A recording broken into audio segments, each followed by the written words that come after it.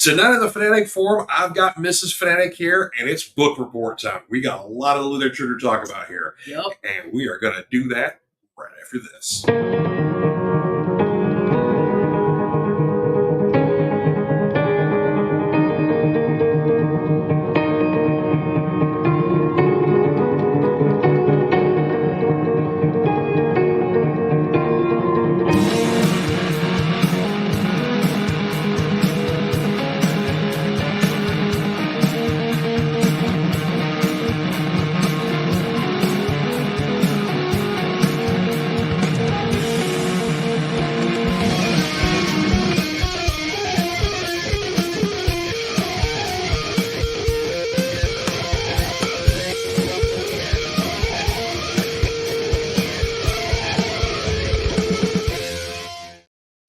Hey everybody, happy Friday and welcome to the Fanatic Forum. I'm your Fanatic and host, George Buehler.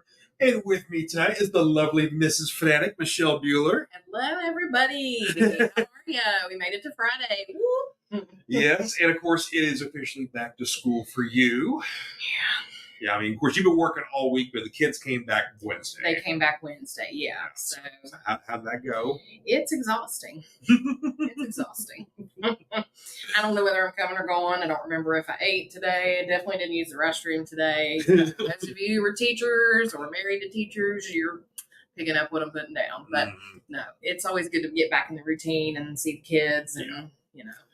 Just takes a couple of weeks to kind of get back into the endurance of it, I guess. Yes. Yeah. I need naps and naps is what I need. So we'll do that this weekend. Yeah, of course we will.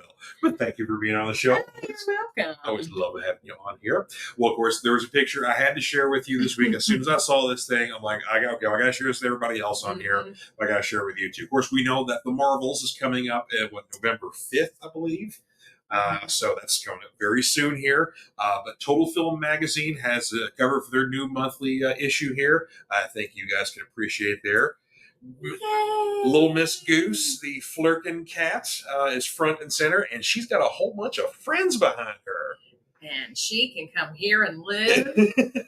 It'll be fine. I said I could take her to school and be like, listen, kids, you're going to do your homework. Because she will devour you. She will suck you into another time zone. So, you know. Yeah, she looks like a sweet, innocent kitty, but she has giant tentacles that come out of her face and swallow anything and whatever else. I mean, you'll have that. Yeah. It happens. Yeah, it happens. But so, she's got a lot of friends there. So we're going to see a whole lot of flirting in the Marvels coming up. So. She's not flirting around. Oh, my God. I knew those. I knew those coming somewhere. Yeah. I know.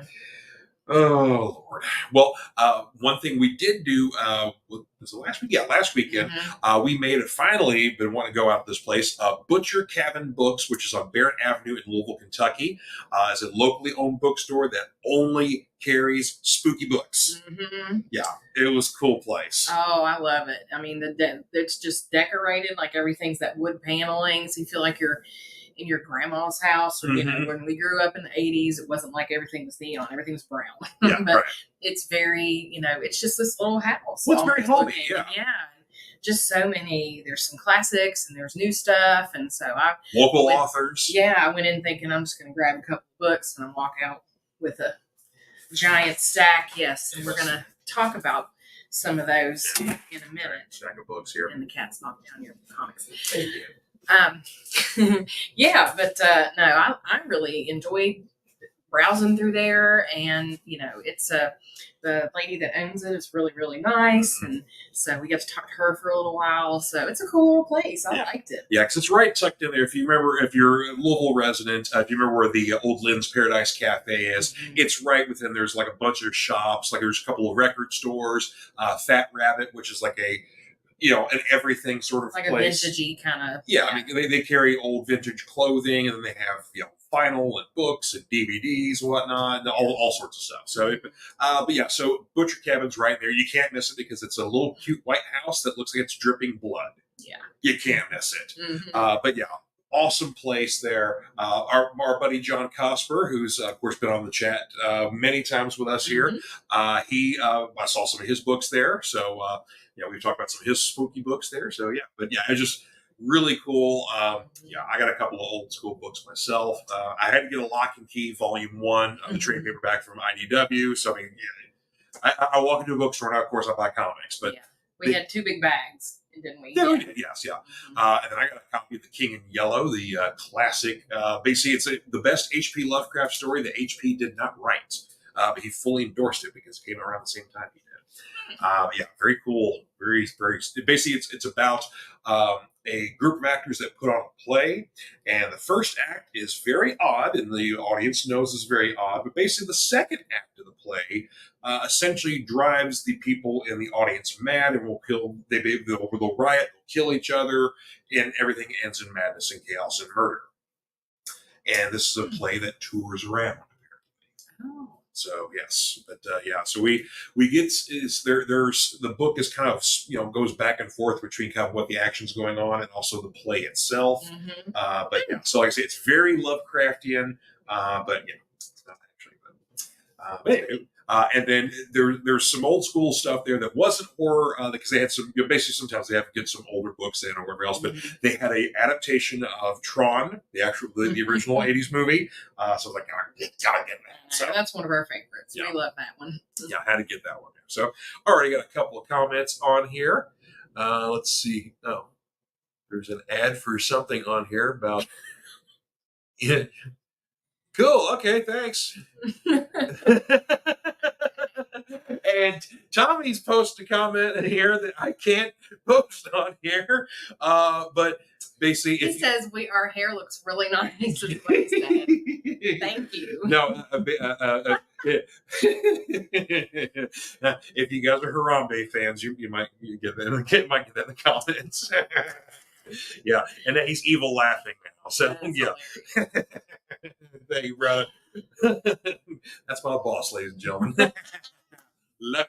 All right, so got a couple of comics I want to talk about. It was a light week, so I didn't have too much to talk about, but I got a couple of things to share. But last week, of course, I was talking about how much I love the Titan Press brand new Conan the Barbarian that just came out. So I got a couple of variant covers for that, obviously, but one came into the shop kind of late, and I could not pass this one up here.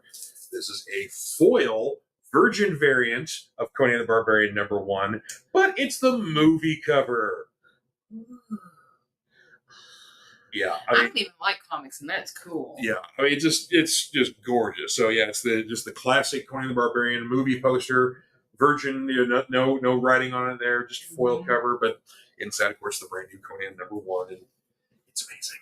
So it's everything I want in a Conan book. So I look very forward to the rest of the series. Well, basically, I've got one of each this week here. One from Marvel, one from DC, and one from the Independents here. So, of course, shock of shocks, we're going to talk about Ghost Rider and Wolverine, Weapons of Vengeance here. So this is a 4-part miniseries. This is part 1, kind of the alpha issue here.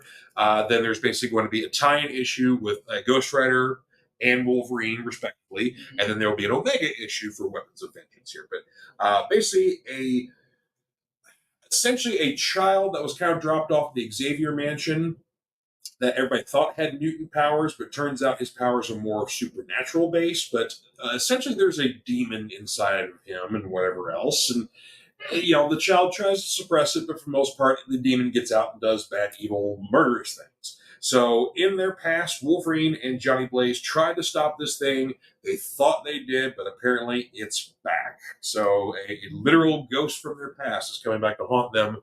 And yeah, he builds towers of bodies, this demon kid thing.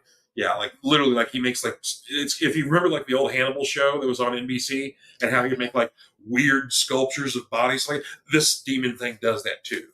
So, I think I have that kid in 4th period.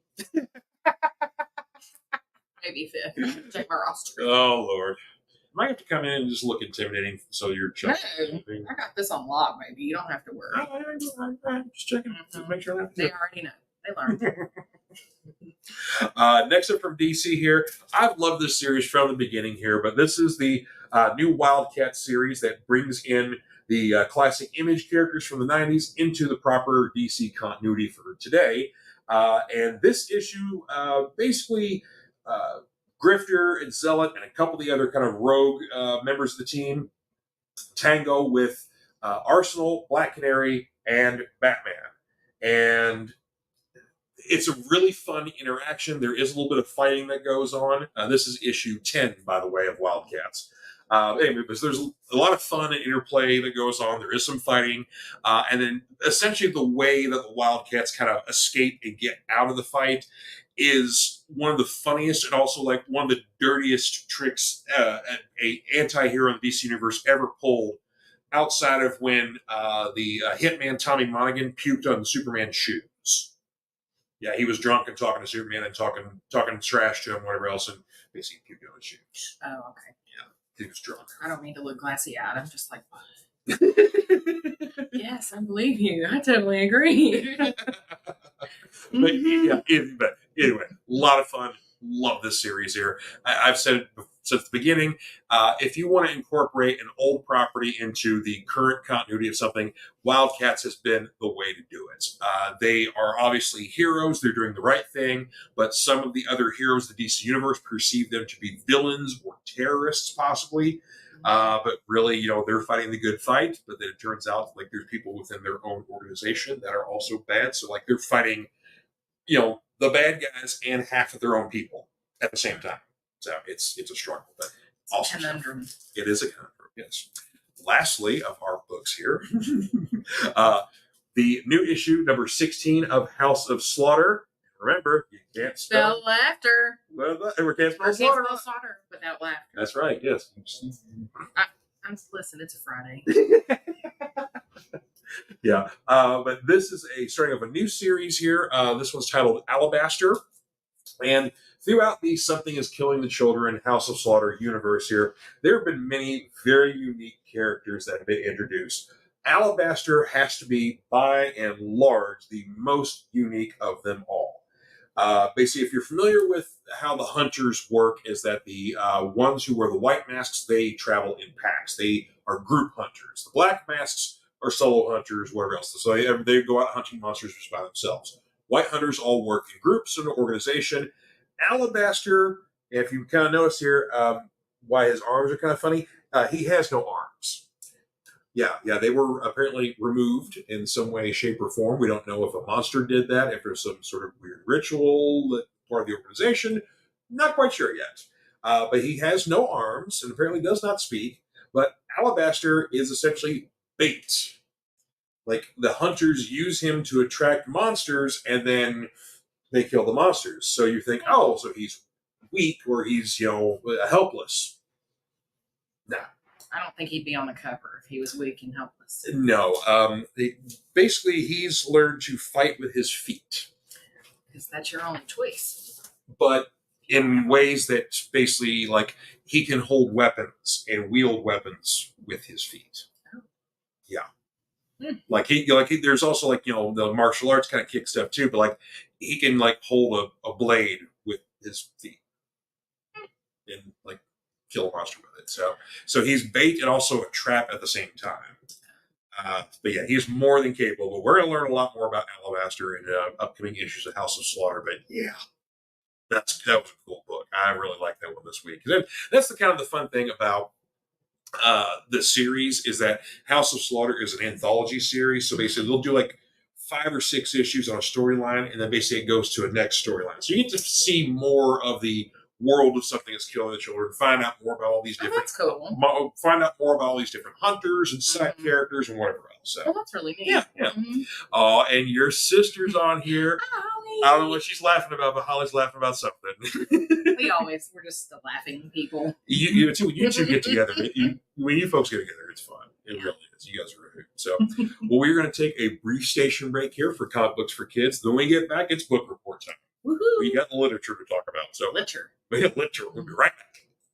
Comic Books for Kids provides comic books to kids in hospitals and cancer centers across the U.S. It's a place where we can all work together to make sure every child has a comic book. 100% of all proceeds go towards the kids. It's about making a difference, and while they're in the hospital, allowing them to fly like a superhero, battle dragons, or rescue teddy bears. We are in every state in the country and now support over 160 hospitals. Every month, we add more. Visit cb4k.org. And we are back. God, it seems like it's so long. I know. Are you okay? How are you? It's good to see you. It's good. Yeah, I'm okay. I'm here. And Holly Beckwith had to chime in again, say hi. Yes, hello, dear. Good to see you. All right.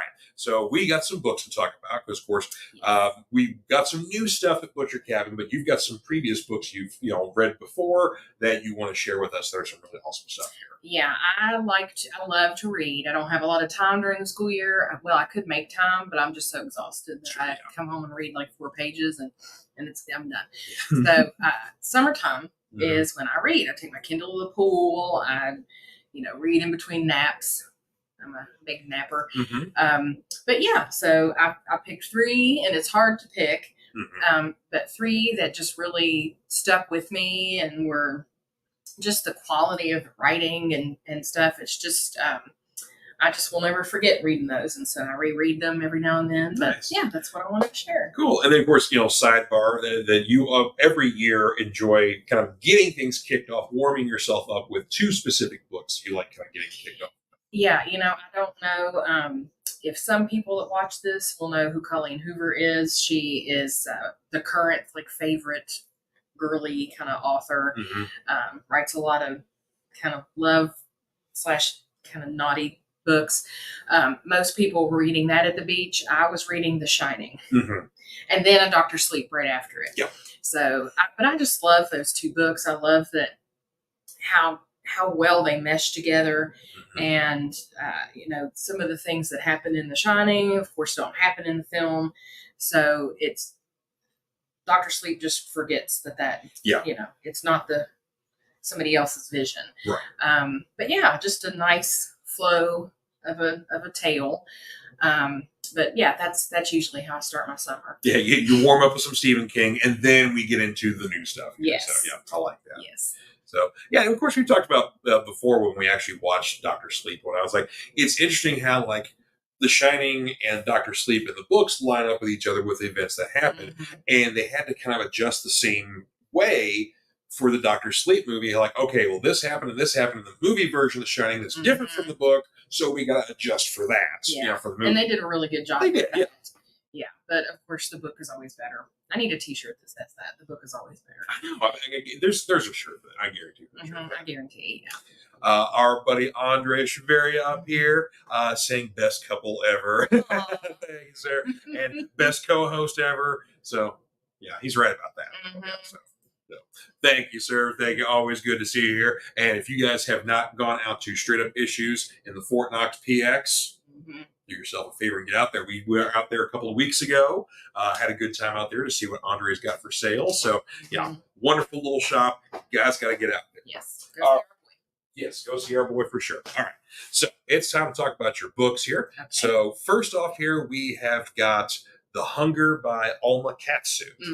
So, this book, I went through Barnes & Noble, walking around, picking up stuff. I liked how it was an NPR Best Horror Novel. Okay. So I read the back of it, and the fact that it has that Stephen King says it's disturbing. If Stephen King is disturbed, then I'm going to read it. So that is the best way to sell. Actually, that's also how he describes education is deeply disturbing. So this book is it's a reimagining of the Donner Party journey. Okay. So if you like historical fiction, it's one of those books. From what I remember reading, the author did a lot of research, and so the names and a lot of the things that actually happened in the story, in the history, she used those names and those events. Okay. So she blended true history with a little bit of a supernatural twist. Nice. So it kind of answers, well, not really, it kind of poses questions. What if this would have happened in a different way? Right. So these people, of course, they are on their way to go out west, and they're told, don't go that way, and the weather and whatever. And so we know the whole story. Yeah. But there's something in the woods, and it's something. So maybe they necessarily did not eat each other, that something essentially ate them. Maybe. Ooh.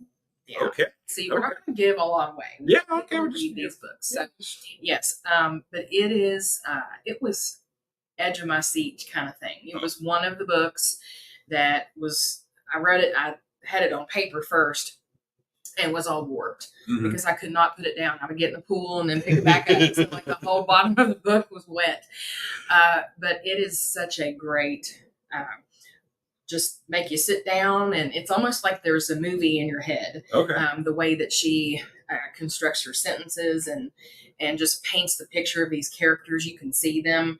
So she's a really great author. And I picked up another one of hers that I have not read, and it's in my Butcher Cabin stack that we'll talk about in a minute. Okay. Awesome. That sounds cool.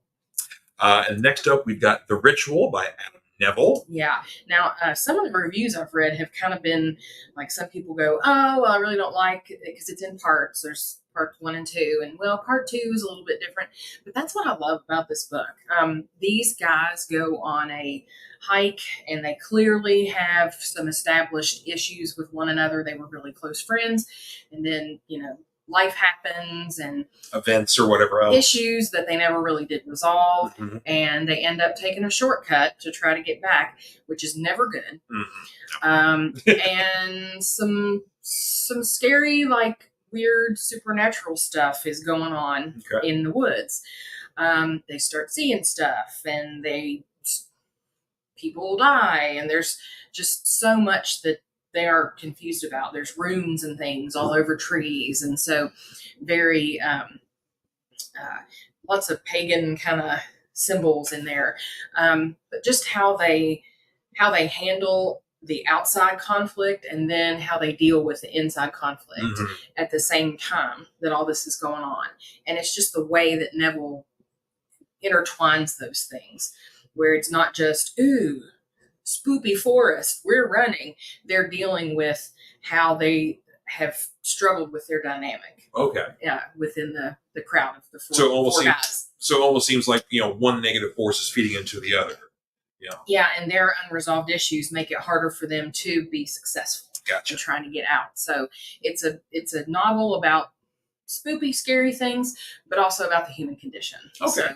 So I liked and then Netflix did a movie version of this, which honestly was really a good interpretation. I enjoyed it. It was really good. A lot of what I saw when I read, it was parts of it, the end of it make me feel very like Midsummer-y, if you have seen Midsummer. Yeah. Just a really creative twist on a scary, we're lost in the woods kind of story. Nice. Okay. We're going to come to a couple comments on here. Holly saying that The Hunger sounds awesome. Oh, it's so good. You need to read it. It's so good. Yeah. And Holly says she's seeing a theme here in the woods. Yeah, you'd never know that we grew up in the woods in West Virginia and miss our woods. So you like spooky books, even if they're yes.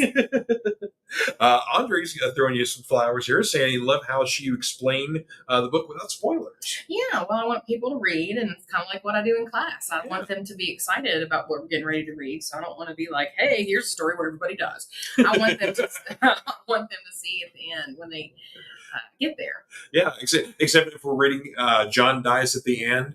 The spoiler is that John actually doesn't die.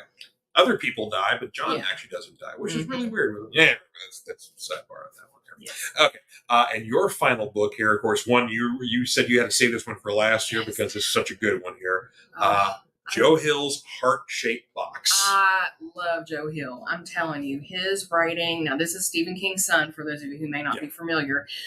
He writes a lot like his dad, but my goodness, he just has such it's like the Stephen King, but kind of outside of it. This is a aging rock star, but is still pretty popular and has done well for himself. Has a flair for collecting things like that are weird. So he likes the macabre. He likes the weird stuff. Okay. So his manager gets an email one day and says, "Hey, would you guys be interested in purchasing this suit that a man was buried in?" And of course, this rock star Judy's like, "Yeah, that sounds awesome." Well, the suit has something attached to it, and it's a crazy old man spirit. And so that's really where this book takes off. Okay. And Jude starts seeing this old man in the house. And the cool thing is he can see the whole guy, but there's like a black bar, like a weird cover over his eyes. It's almost like the guy is a drawing and somebody just went. Oh, okay. Yeah, like a censoring it out. Yes. Okay. And it's just the way that Hill writes that and the way that he pulls you into this. Now what do I do? And I've got this thing. So it's just it's a creative book. I love his style of writing. You know, and the concept of you don't get away from your mistakes. You don't, not everything has consequences.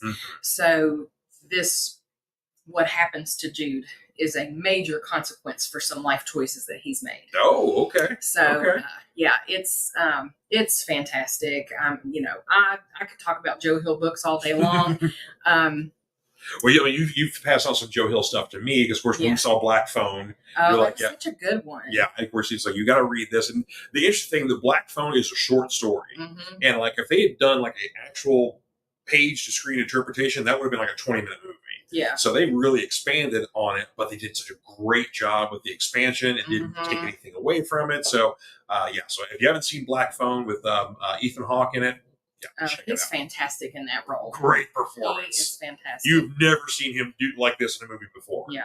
Yeah. It's amazing. Yeah, really good. But of course, I'm more familiar with Joe when he gets to the comic book. Of course, like I said, Lock and Key, but but of course, he has his own Coffin Hill comics. I think it's Coffin Hill, or anyway, basically it's a play on his name or whatnot. But, basically, yeah, Joe Hill has his own imprint of horror comics with DC, and so he has done like the Basket Full of Heads and the sequel Refrigerator Full of Heads, which sounds brutal, but is actually a lot of fun. There's a lot of humor in there, and if you're a Jaws fan, it actually takes place in Amity. So it almost seems like the events of both of these stories are kind of maybe even in the sidebars of the Jaws movie somewhere. Like there's references here and there, or there's even one point where there's an undead shark.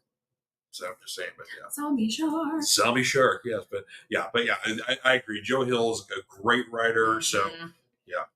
Oh, and Andre's actually read Heart Shaped Box here, so isn't it fantastic? Yeah.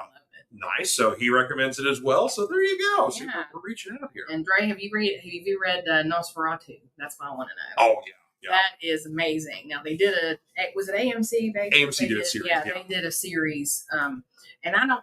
It was okay. But the first season was better than the second season. But you're right though. Like when you explain to me the differences, I'm like, oh, okay, yeah, this is Yeah, I kind of like want to go erase that I saw that just because it. I don't know. I could spring you the tip of the forehead. Let's go ahead and test that. You feeling froggy? Okay, so that's a no. You can find out. Lord. Well, actually, I've got a book to turn in here for our book report because I do read books that have no pictures in them. I don't read a lot of comics, but I do read actual books. But I got to talk about a friend of mine's book here. This is his first novel, and it's a very personal book here. Something very atypical when I normally read because this has no supernatural things. Yes, this is a real life story, kind of a bit of a semi-autobiographical book, but there's definitely some liberties that are taken, some changes are made, and things like that. But still a real story, a real triumph and tragedy. This is Next by Henson March. So very peaceful, unassuming sort of look to this here. But there's a very specific reason why we have this picture of a river and a riverbank. So, but I will actually read the synopsis at the back of the book because it can do a much better job than I can here. But let's see here. Next is comparable in time and place with John Grisham's The Painted House, with a writing style like the thread that runs so true, Grapes of Wrath and Mice of Men. I think there's a misprint on the back. that sounds that's an odd thing, but anyway. But yeah, very much a classic American literature sort of feel to the book here. Next provides a reassuring message about the strength of the human spirit and the enduring power of kindness. Jim's mother died. His father left him with people living in a shack next to a ditch. Jim was passed from one place to the next. Most of the places were dangerous, with a few exceptions. The people there had little interest in his presence. The skills and strength he gained along the way would serve him throughout his life. Next is richly visual and emotionally compelling. I would agree with that wholeheartedly. Basically, next, the day he started writing Next, the author buried his son. So this was a story formed out of grief. But like I said, it is a story of triumph and tragedy, overcoming just unimaginable odds for a child to go through or have to kind of live a life like that. And then, of course, living a life, a very storied life, a lot of trials and tribulations there. Of course, there's later on, growing up, going into the military during Vietnam, then touring the country and just all sorts of other some sort of, adventures, but sometimes, fraught with peril as well. But yeah, a very personal, very touching book here. So yeah, it is on Amazon. It's, I'm not sure what local bookstores may carry this here because it's, of course, it's a new author. But yeah, I highly recommend checking out Next by Henson Marsh. So not just plugging a friend, it's actually a good book. Let's see here. More comments here. Ryan Permissive says, is that the Mrs.? Yes. This is Mrs. Fanatic Ryan. This is Michelle Buehler. So, and he says, hello, how are you doing? We are good. We are doing well. Yeah, of course, you're back to school. You had back to school, a little sleepy, but you had half a week here. Yes. Oh, and he loves your Back to the Future. Yeah, this is one that I always call because I steal his T-shirts all the time. I actually bought this for him. Yes, you did. Yeah, I come downstairs with his T-shirts all the time. I'm like, this is from the House of Buehler.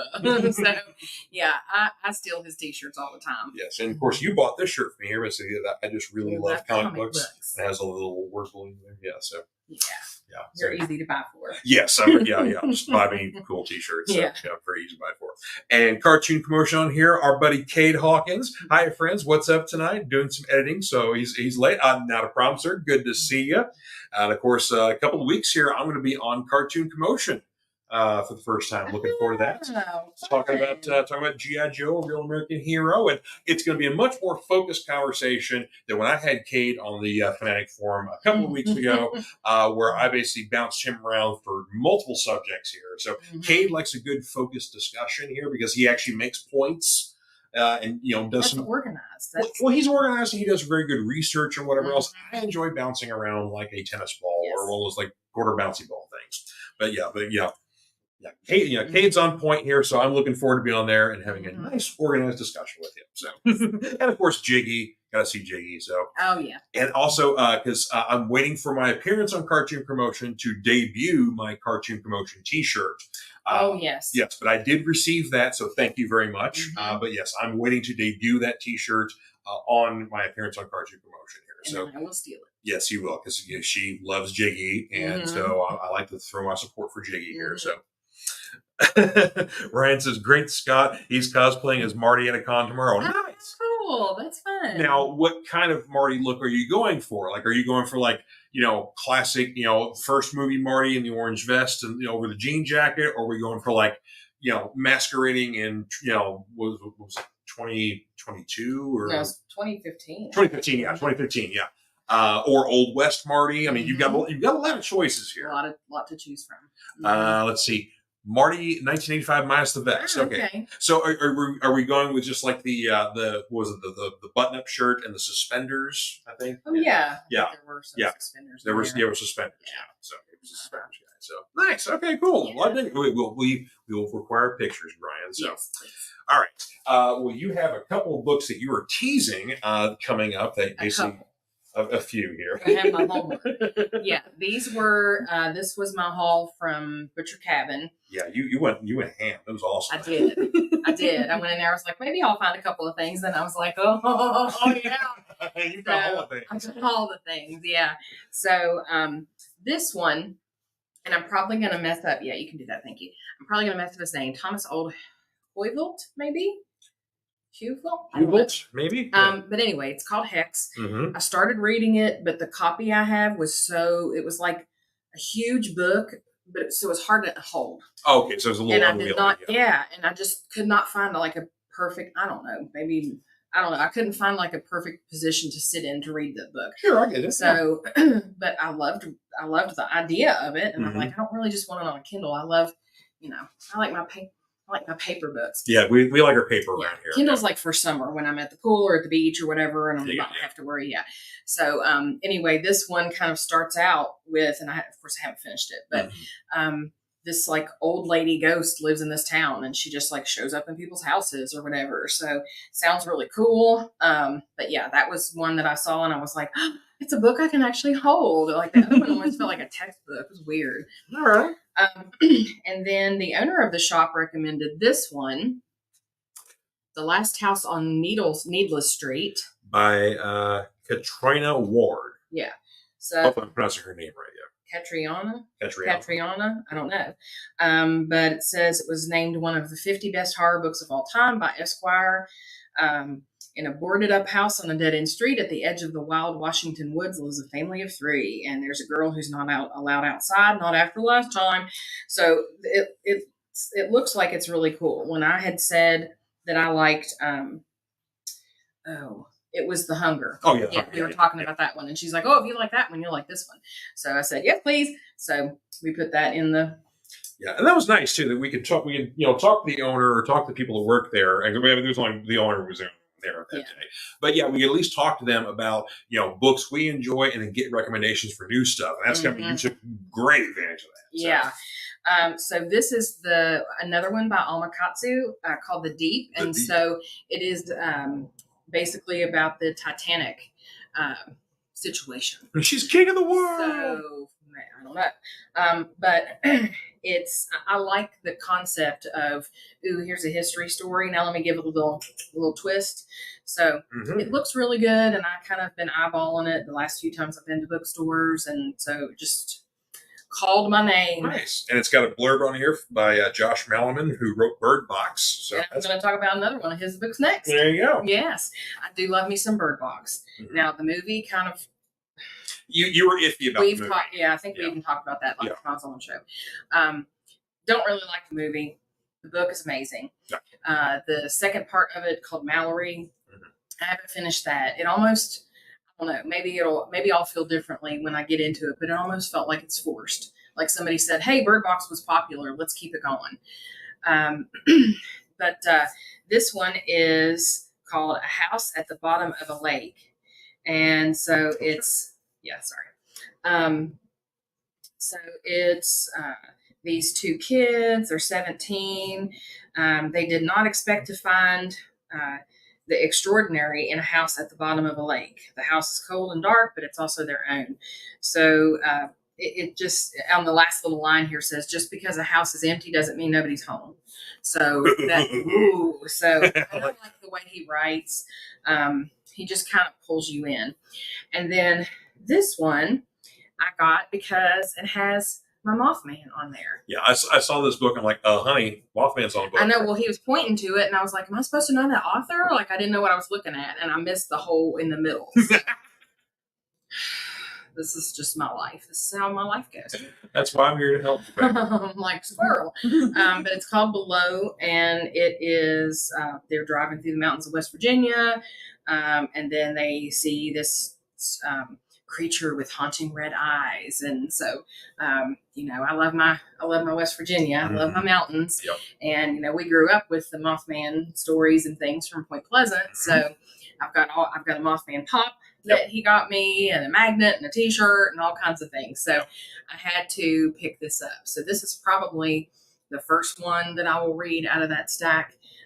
Since I feel like I can get through that pretty quickly. Yeah, you can fly through that. I can probably fly through this one. So those are some of the ones that I cannot wait to read. So we're just gonna read all the spoopy things heading into Halloween. Nice. Yeah, and of course I'm still going through a couple different John Cosper's wrestling biographies because I'm reading his Dr. D, David Schultz, which is a fascinating biography. I mean, that guy has lived a very interesting life. He got not that long career of wrestling that kind of ended infamously with basically John Stossel doing a 2020 report and him calling wrestling fake in front of Dr. D. David Schultz. And he's like, well, smacked him in the face. And it's like, does that feel real? And There you go. So, but then Dr. D, after he got out of wrestling, basically became a bounty hunter. And has had a very successful career as a bounty hunter and has had numerous it's half wrestling history and then half stories of him and the bounty hunting stuff. And that's crazy. It's what awesome. A switch. Yeah. I mean, he's a very large, imposing man anyway. Yeah. So, it was a natural fit, but yeah, it was awesome stuff. These wrestlers always have such interesting lives. Mm-hmm. And then, of course, the Tracy Smothers, buy this book or you'll die, buy this book or you'll die, or I'll kill you, or something like that. Mm-hmm. But yeah, Tracy Smothers, the wild man of the South. God, what a tremendous story that guy's had too. So yeah, I'm still reading some John Coster wrestling biographies as well as just finish next there. So, but yeah, so excellent stuff here. But we have some comments here. Yeah. Ryan sharing some of his favorite reads here. Star Wars novels, Master and Apprentice by Claudia Gray. Yeah, you've talked about that one. So Ahsoka by E.K. Johnson, Johnston. Which that's going to come very much into play. Of course, we were 2 weeks away from Ahsoka on Disney Plus with its 2-episode premiere. So yeah, if you are not familiar with Ahsoka Tano as much, you think you can go into the show cold, you may be missing some stuff. They're going to be basing a lot of references to Clone Wars cartoon, Rebels cartoons. It's practically going to be a Rebels reunion for most of the living characters. But yeah, that Ahsoka book, I have not read it myself, but I've heard that is an extremely good book, and a lot of that what takes place there is going to probably play into the show as well. And also Dark Disciple by Christy Golden. So I hear Pepper. Hi, Pepper. You need to try to get her. You want to be on the show? Yeah, you pick her up. I'm standing on books, so I'm not so sure. Say hi, Pepper. I really don't want to be on TV. I'm just hungry, and you guys need to cut it out. Yeah, it's almost second dinner time here, so isn't it? Because you're such a baby. All right, we'll sit you down. All right, and Ryan saying that life is better when reading fast. Always, yes, always, absolutely. Here, so. Oh, and he says, nice to finally meet you. So you're awesome. Nice to meet you too. And of course, Ryan's also one of our hosts on Back of the Cereal Box. Because for Nerd Culture, he has his own show, and I quote, but then for our stuff, he does Comic Books The New Class, and of course makes multiple appearances on the Fanatic Forum and Back of the Cereal Box. So he's one of our buddies there too. So and so Cade from Cartoon Commotion was commenting, says, George, no worries. He'll be ready for his next appearance on the Fanatic Forum, which basically means you shouldn't be ready. Just be, it's random. It's wild. There you go. The crossovers help develop our skills. That is true, yes. So looking forward to the Freakazoid combo. Oh, that's right. We're not G.I. Joe. We're Freakazoid on the 26th. So either way, another one of my favorite cartoons, which I think was highly underrated. So yes, we're going to talk Freakazoid on August 26th. So tune in for Cartoon Promotion. So, and Kate also loves him some Mothman. So yeah. See, it's not just me. Look, that's my sister. I didn't see the Mothman either in the book cover. I'm telling you, I was just like, who is that? And do I know that lady? Below what? Like, I felt like I was 85 years old going, what am I supposed to look at?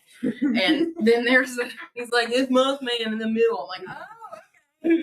So, yeah, I was struggling. This is our life, folks. You're getting a nice little glimpse into that here. So yeah. I try to keep you. That's okay. I'm here to help. Oh, she said hi, Pepper. Pepper, Aunt Holly says hi. Yeah, she doesn't care. Well, hopefully we'll get to see Aunt Holly very soon. So yeah. Pepper is thoroughly distracted now, so she does not care. She has plastic to play with. She's good. Yeah.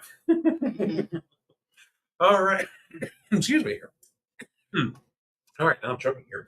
All right, well, I guess that wraps things up for here. So we've talked about all the books I think we've got here. So, we loved all the recommendations you guys shared with us as well. So if you guys don't get to tune in live, if you've got some recommendations to share with us, please do so in the comments. We love that. And, of course, don't forget to like and share this episode here and share the Fanatic Forum with your friends because everybody's welcome here. We love talking geek and nerding out about stuff, not just comic book stuff, because we actually can talk about actual books because of Mrs. Fanatic here. So. Yes. So, well, thank you once again, dear, for being You on are here. welcome. It's always a good time. Always a pleasure having you on here. Yeah. So, you guys have yourselves a wonderful weekend. Go see Barbie, go see Oppenheimer, go see Talk to Me. That's a fun movie. Oh yeah! Oh my gosh! Yes. Yeah, that is really fun. It's very creative. Yeah, it's a spooky movie, but yeah, it's good. It's a good one there. So yeah, go check that out. Not sure what else is coming. We saw Insidious, the new Insidious. Oh, we saw the new Insidious. That was really good. Yeah. And then I thought there's something new coming out. I don't know. There's something. There's a whole bunch. I'm sorry. Probably. Yeah. So anyway, so you guys have yourselves a wonderful weekend, and we will see you next time on the Fanatic Forum. Bye-bye. Bye.